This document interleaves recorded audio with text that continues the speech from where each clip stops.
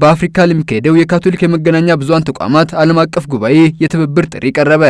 በአፍሪካ ለመጀመሪያ ጊዜ ለሚካሄደው ዓለም አቀፍ የካቶሊክ መገናኛ ብዙሃን ባለሙያዎች ጉባኤ ሲግኒስ የአፍሪካ ካቶሊክ ቤተክርስቲያን ትብብር እንድታደርግ ጥሪ ቀረበ።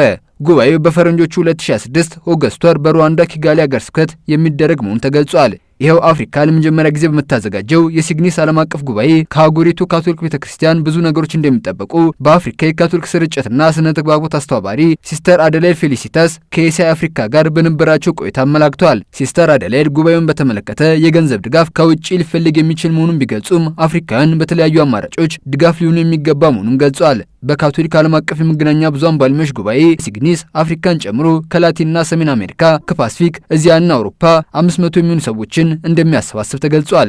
በፈረንጆቹ 2026 በአፍሪካ ሩዋንዳ ኪጋሊ የሚደረገው ዓለም አቀፍ የካቶሊክ መገናኛ ብዙሃን ባለሙያዎች ጉባኤ ዲጂታል ስነ ተግባቦት ለህብረት፣ ለፍትሃዊነትና ለአካባቢ ደህንነት በሚል መሪ ቃል የሚካሄድ መሆኑን ኤስያ አፍሪካ ዘግቧል።